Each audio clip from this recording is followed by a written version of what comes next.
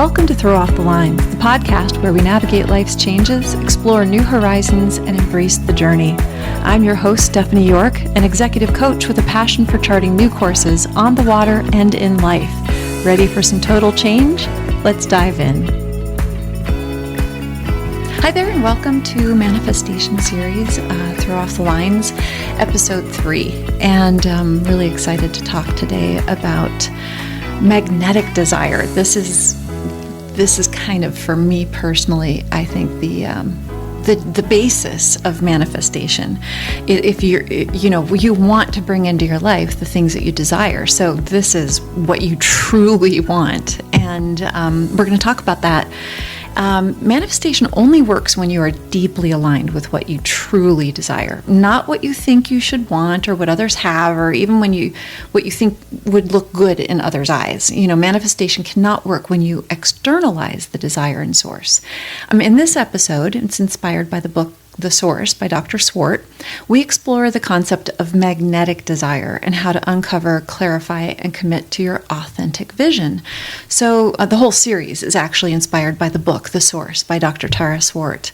And there's a link in the show notes to get her book, because I just believe that instead of all the fluffy stuff that manifestation is just sit there and the world will bring you stuff, this is actionable. And she's a neuroscientist, and she comes at it from a way of how we align ourselves.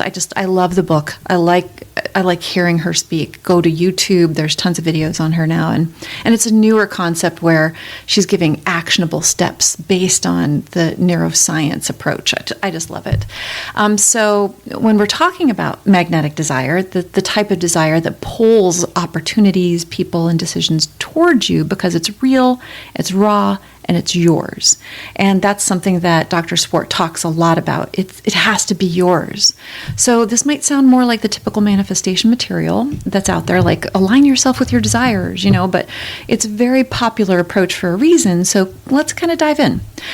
So what's the problem we're really trying to fix today with the episode? Many people manifest from ego or envy or societal pressure. And I really want to address that. That's what this whole episode's about.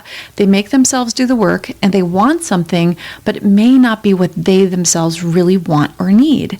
If what you're calling in isn't yours at the core, it won't stick. It's inauthentic. And so Dr. Swart says you cannot manifest what you do not authentically desire. And there's a danger in false desires. Most of us know the adage, be careful what you wish for. Well, that is what can happen in manifestation too. I've gotten a lot of things I absolutely wanted, and believe me, they did not end up being what was good for me. I have to often temper my desire because I can manifest stuff into my life. I have, and I didn't even know I was doing it. But then, bam, I got it. And I'm like, oh, this was not the healthiest step for me. So be careful.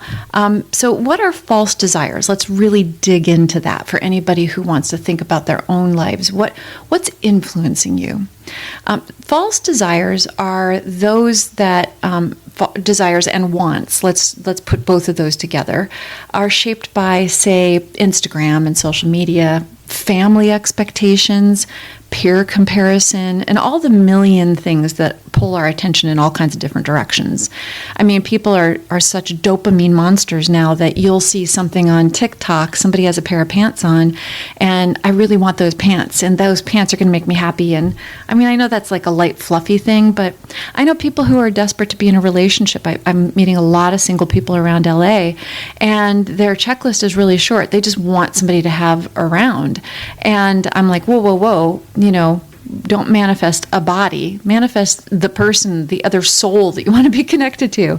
So it happens a lot and often without our knowledge that we are personally attracting things that we don't necessarily want or that aren't the best for us. So these desires create friction instead of flow. And I love the word flow, and there's a lot more study coming out about flow. There's a whole book called Flow, which I love. I read it about 12 years ago. But you have to work out and make sure that you are working on real, actual desires. So here's a tip. Do the inner work and uncover your authentic self to know your desires. It is truly your life's work to know yourself better and to live purposefully and to be aligned with your life. So all this work is to manifest the correct things, but really it is to uncover who you are and find out more about yourself and be happier. So why does our brain resist inauthentic desires? Your subconscious mind knows when you're out of alignment. Researchers think around 95% of our brain activity is unconscious. And this means the subconscious processes a vast amount of information and influences our thoughts and our behaviors and emotions without our direct awareness. So think the iceberg analogy, the teeny tiny top, and then down below is this giant, enormous 95% of the ice. And this is how you need to think of your brain and your feelings and your reactions and your motivations. So I gave up worrying about why I think about something because I know that there's a bunch of processes underneath the surface in my brain. And they're all being triggered by past experiences and expectations and things that have happened to me that I react to. So when I'm trying to make a change in my life, I realize that I'm working with a lot of things I'm unaware of. So when something bubbles to the surface, I try to chip away at it. This misalignment, if you aren't thinking about, how do I need to think with my brain and my feelings and my reactions and my motivations, then the misalignment activates the brain's stress syndrome, the amygdala, and not your creative center, which is the prefrontal cortex. And our stress center is often fired up and we need to settle it down to do the hard work. Because when we're really aligned with something and we're looking for flow and we're creating that alignment, we need to have the creative center activated and not the stress system. So get to journaling. Meditation is masterful. And 5 minutes of meditation a day can absolutely affect your ability to access that creative center and quiet your brain down. And then as you start to train your brain that I can be quiet in the moment, you all of a sudden open up a whole world of stuff for yourself. Another thing to help align again is self-speak. They all help. Journaling, meditation, prayer, self-speak, all that stuff can help you quiet down the brain's stress center, quiet down the brain, and access that prefrontal cortex and creative center. So, 3 symptoms of false desire. When you're writing down what you want, I want you to think about, as the last episode was all about taking action, maybe you wrote down all your actions and you worked on the 9 things that block action on manifestation, and somehow you're not able to move forward on it. So symptoms that you are pursuing a false desire is 100% procrastination. Now, procrastination is also a willpower issue. It's something that people will sometimes there's a lot of things that can cause us to procrastinate and feel depressed and not get stuff done. So when we're just assessing why you aren't getting these actions done and pursuing your desires, consider procrastination. But there's a lot of reasons why you could be procrastinating. So you also might want to think, you feel tired just thinking about it. So I want $1 million, and now I'm asking you to make actions going, what are you going to do to get that $1 million? How can you leverage your skill set? Can you go buy a lottery ticket or whatever it is? But you're getting tired thinking about it, and you should want to, but you do not. Another form of procrastination. So is that happening around what you're trying to manifest? And then third, you want it more when others have it, but you lose motivation when it's just you. How much of the things in the life you have are making you happy? Are you aligned with everything you are chasing, everything you are doing? And it's something to sit and think about when you want to bring more things and people and events into your life. Am I aligned with this, or is this something that other people want for me, and I think other people want for me, or I should want? That's a big one. I had to fight a lot of shoulds. I should want to be married by the time I'm this age. And I found myself in situations and in big long-term plans that were not aligned with my soul and my heart. And so be very careful that you're assessing whether it's a false desire or not. So now, let's jump into 3 steps to finding your magnetic desire. Step 1, get brutally honest. And I mean nobody's judging you. Get a journal out. Here's a journal prompt. Get a journal. If you're listening to this, pause it, go get a piece of paper. I don't care. A journal it doesn't have to be fancy. We don't need to spend a lot of money. You can go get a 3-subject notepad. That can be your journal. You can do a digital Word doc. I don't care. But what I want you to think about, here's a prompt. If you pause this, the prompt is, if no one would ever see or judge my life, what would I really want? This is huge. With nobody peeking inside the window and able to do anything you want, think about the cold, hard truth. What would I actually do if I could do anything? I, for one, left a cushy marriage. I had everything I needed. It was an easy life, but I was slowly dying inside. I was giving up. I was way out of alignment with my brain and my heart and my purpose. And so I changed everything. And that's not necessarily what I'm saying for you to do. But if you're in a place and you're maybe in a relationship that's not working great for you, you can work on yourself. If you're in a job that you're not really happy about, that's okay. Let's plan outside of that job. Let's go find something that you can earn a living with doing that you're passionate about. So dig deep on this one. If no one ever sees or can judge my life or know what I'm pursuing, what would I really want? Dream huge. Every time I see like the Oprahs of the world or the people who got everything they wanted, they always say, dream bigger. I wish I would have dreamed bigger. So dream huge. You only get this one life. Why not? And ask, do I want this because I want it or because I want to be seen as someone who has it? And journal about that. Write down, what would I be if I could dream huge? What would I have in my life if I was happy? For me right now, I don't want a big house. I don't really want things that I did want 20 or 30 years ago. And I wish I would have known these things 20 or 30 years ago. I would have made different choices. Sliding mirrors, right? But now you have this chance. Write it down. This is your secret journal prompt to just get it all out there. And you might not be able to get answers right away, but just like the vision board and the gym shoes and the reminders, you'll start to crack open your subconscious, and ideas and dreams and things and places and people will start to come to you. It's a really amazing thing because that 95% that you are not in touch with is bubbling away down there. And believe me, it remembers everything you desire. You might not have access to it, but it's alive and working behind the scenes. So let's just crack it open. So just try it once. Dream huge. Journal this in your journal. Is it what you want or something the world has been telling you you should want? If no one could see you and no one talked to you and you could wiggle your nose and everything would be different, what would it be? And you're allowed to dream. So now step 2. Step 1, journaling, dream huge, write down what your dream life would be, what your dream things would be. Step 2, tune into the body.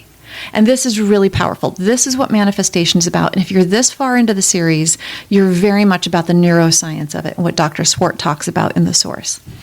I was getting sick. I was falling apart. I was depressed. I was giving my things away. I was just miserable.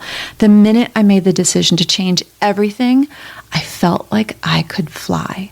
Literally. I was giggling a couple of times a day, just giggling because I broke open, I cracked out the shell and I moved on. And the nervous system gives clues. Tune into your body. This is a great time to talk about how you must be doing a great amount of self-care, period. Whether you're doing manifesting or not, self-care is incredibly important. And I know, I have a niece who has 4 kids. Boy, that woman, and she works full time and she's trying to get her master's. It's a lot for us to grab minutes. And what I tell some of my clients is when you wake up in the morning and you're laying in bed, before you get out of bed, count 3 things that you're grateful for, or count 3 things that are abundant in your life. For me, maybe you are breathing in and out and you have so much air and capacity in your lungs and you have a healthy body, and I have an abundant health system. So think about those things. and recognize them. So eating well, sleeping better, exercise, make a little bit of time to do all of these things. If you've got kids, take them to the park and run them around. And as you do this, you will become more aware of your body and what it feels like at rest and when it's feeling good. And you can get flow from that. I now know when I feel good. I know when I'm not feeling in alignment. I know when I don't feel good. And is it physical or is it emotional? What is this dysregulation that I'm going through? And then you'll feel when it doesn't feel good. This is hard to do when you're medicated and drinking and escaping with substances like food and sugar and drugs and alcohol, and you're trying to silence the noises you probably already feel, and your body is not aligned. Now, a lot of people have to take medication, ADHD and things like that, and that's okay. I'm not talking about those kinds of medications. I'm talking about the ones where we try to escape from feeling bad or feeling uncomfortable.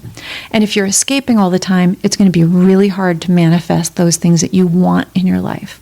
So there's a lot of work that you need to do. And some things that I want you to, here's two really quick things, because this is what I started using. Watch for these feelings and signs. Is what I'm pursuing making me feel expansive? Is there an expansion in my heart and my feelings? Like I felt I could fly. Whew, that told me I was going in the right direction. And you're likely in alignment. Does it help you feel expansive and lighter and moving and flowing? Then it's probably right for you and aligned with your purpose, your soul, your desires. If it's contraction, possibly it's inauthentic. So in my life, before I blew it up and left and pursued purpose, I felt like the walls were closing in on me. I felt hopeless. And it was everything in my desire. Well, I'm going to go try and make dinner tonight. It felt inauthentic. I love to cook, but I just felt deeper and deeper in the mud. So does it feel heavy? Does it pull you down? Do you wish you weren't there or doing this or feeling some certain way? Then it's probably not good. If you pursue a hobby and you go there and in your gut, you're like, I don't really like doing this. I don't know. It could be playing pickleball. It could be going to dinners with friends that you really don't feel in alignment with anymore. Feel your contraction, feel your expansion. Does this line up? And then as you get to know your body outside of using substances to numb it, do body scans. How's my body feeling today? And do breath work. Deep breathing is another way to get the stress systems quieted down in your brain and to access that creative center. Deep breathing, in and out, box breathing. You don't have to sit and do meditation in an Om position and all that heavy duty stuff. You can lay on your bed and do deep breathing and feel your body. Is my heart in alignment? Is my gut in alignment? How's my head feel? These are amazing tools and can be done during meditation or just lying on the bed, like I said, or even just sitting in a comfy chair. I don't care where you do it. Just do it. And you do not need to be in a yogi position. And you just want to silence that rambling voice, that monkey brain, and tune into you. Even if you do it for 3 minutes first thing in the morning or 3 minutes before you go to sleep, if that's all you've got, it is more than most people do. Now, step number 3, check for sustainable desire. Does your desire for something grow? This is a big deal. Do you at first think maybe it's not possible, but then as you imagine it and feel it and consider it, the feelings grow. Well, there you go. That's the energy we're talking about. Magnetic desires energize over time. So if your desire for something is diminishing and you're feeling exhausted, we talked about that, or frustrated, you're probably not in alignment. You need to go back and check back in with yourself. And when a sustainable desire continues to grow that energy, they hold your attention through obstacles, not just when they're shiny and new. And this podcast is another perfect example. I meet obstacle after obstacle after obstacle, and I'm still here. And my desire to do my best job to provide you with information that is uplifting, that I have found to be purposeful in my life, that has grown and it keeps growing. And I'm hoping it's contagious. So Dr. Swart gives a tip too. She says magnetic desires align with your values, not just your goals. So do you know what your values are? This is a big deal. Again, get that journal out. Here's another prompt for your journal. What are your values? And you can look up, I'm going to do an entire episode on values after I finish this manifestation. So many people I talk to lately do not have a clear idea of what their values are. Society isn't talking about values because what we're being shoved into our face is this is what your values should be. You should want to be popular. You should want Instagram fame, and you should want to be followed by a lot of people, and you should want, and we aren't looking at what our values are, integrity and things like that. People grasp at things. They are lost on their phones. Many people I meet and talk to are so caught up living inside a phone or computer that they have not even had these conversations with themselves for years. My coaching clients, we talk about what is your alignment with your values? What are your values? Where are you at in your purpose? So do not wait. This life is precious. It's an amazing miracle that we've all been gifted. And it's yours to do what you can with and what you want to with. This is your life. So get up, look around, and figure out who you always were and define it. This is an amazing source of discovery. And coming from this center, manifestation just flows out. So I personally was looking for this purpose and going through a lot of introspection. And I found that I felt my most whole and motivated and authentic between the ages of about 17 and 20. I was going through a hellacious amount of stress, but I felt I really knew myself. So in my journal work, I went back to uncover who was I at that time when I felt so pure and so good and so whole. And I've been able to uncover more things about this purpose and more things that bring me joy. And manifestation is absolutely one of them. I was reading Jonathan Livingston Seagull and Zen and the Art of Motorcycle Maintenance and The Reluctant Messiah and all these great books. But this is back in the, in the 80s, early 80s. And, what did I want? Who was I? And is that still interesting to me? And it's been so much fun getting to know that person again. And it's been amazing to bring back the enthusiasm and that belief that good things can still happen for me. No matter what's happened since, I can change today. I have the power. So here's 3 practices that we're going to go over for activating magnetic desire in practice. Okay, so affirmation refinement. Let's start doing exercises to hone the skills you will need to align and think more clearly in an action-based way to bring your desires to you. So stop saying things like, I want $1 million. Start saying, I want the freedom, impact, and spaciousness that financial abundance allows me to create. Because when you're aligning the feeling around what $1 million is, that is so much more powerful. Think about that. You're dropping these seeds into the bucket of your subconscious, and your subconscious is just taking off, and you're calming the stress center of your brain, and you're able to react to, okay, what's an action I can take for more freedom? What's an action I can take to impact my financial future? What's something I could do today? I could put a budget in place and shut off everything that's taking money away from me. I could look at a savings plan. I could talk to a financial planner. I have an interview with mine coming up. He's just such a wonderful guy and to really help me overcome the stigma of I don't deserve to have a financial planner. Start saying, I want the freedom money can bring. For me, my why is choice.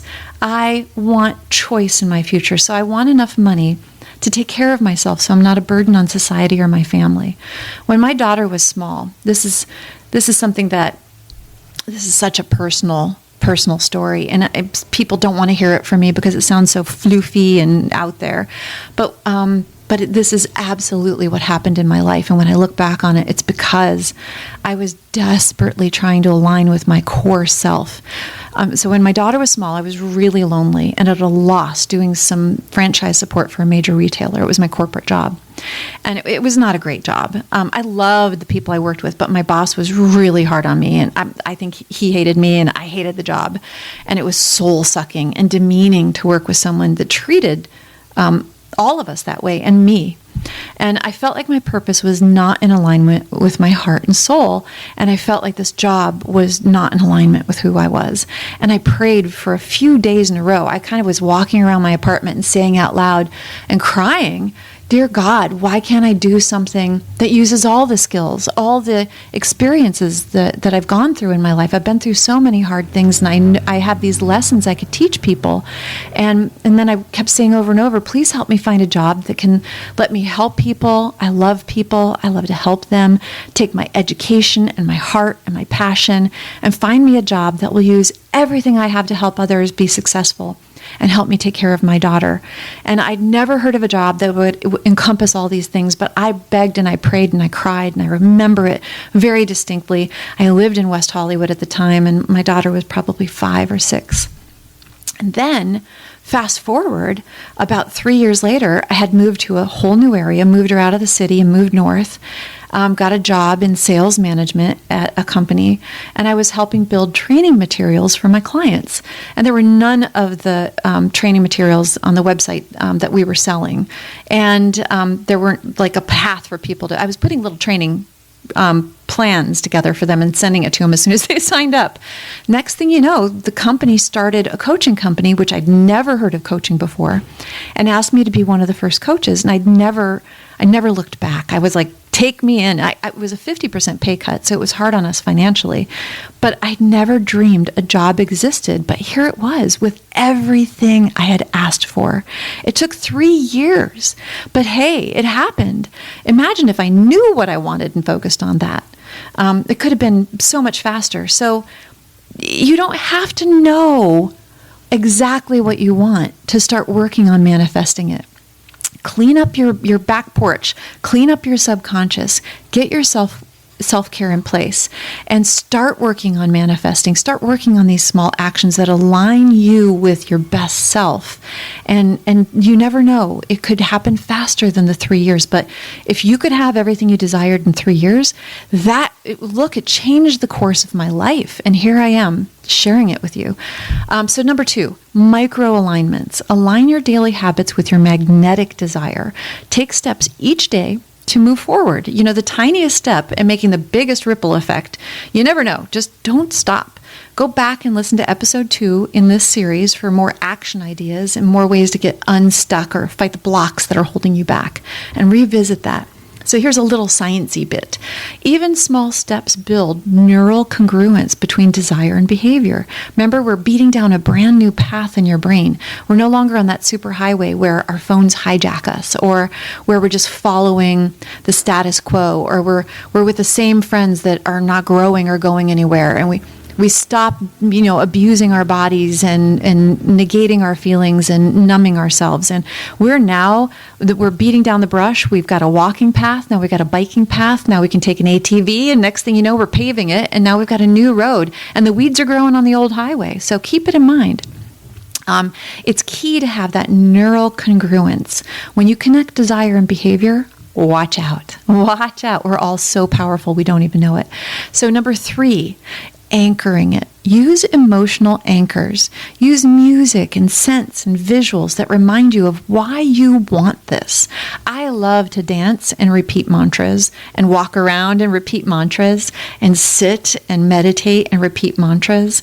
And I find that when I am feeling rough at my computer and I'm trying to overcome a block, and I've been hitting some big hurdles lately, I just get up and I put on some music. I go for a little walk. I just go and have a snack. And then I say to myself, all is well. You got this. You look how far you've come, how quickly. And so, I have an expensive perfume I don't wear very much, and I spray it around my house, around my room. And then, you can go and get those visuals. I look at my vision board and my goal board, and visuals will really help you. So put your gym shoes out there, put a trophy up on the wall, get pictures on your phone that you really like about yourself. And these become neurological cues to keep your vision alive. So it really, really does help. So here's 2 more exercises that you can do right now. Focused desire. Start with reflecting back on what we are discussing. So here's questions that you can start journaling about now. What's one desire you've been chasing that might not be truly yours? Analyze what your desires are. If you have a list of 10 things you want, are those things that you really want? Are they going to help you? Are they getting you closer to you? And what's one desire that lights you up from inside if nobody's looking and you don't have to tell anybody? What is something that you really, really, really, really want? Really think about it. If you're lonely and want a relationship and that's what you're focused on, then the lonely bit might poke out more. If you're working on yourself and building happiness from within, then finding someone is an addition to yourself as a whole, not a completion. And people are so attracted to healthy, happy, whole people. So working on yourself is twofold. You are healthier and happier, and you attract a healthier, happier person. So here's a magnetic challenge. This is the second exercise. This week, write a desire audit. This is a lot of fun. Schedule time with yourself, get a cup of coffee, and have 2 columns on a piece of paper. What I want versus why I want it. And I love this, helping us really focus on the tiny steps that can move us forward. So on column 1, what I want, column 2, why I want it. Circle the ones where the why connects to your core values.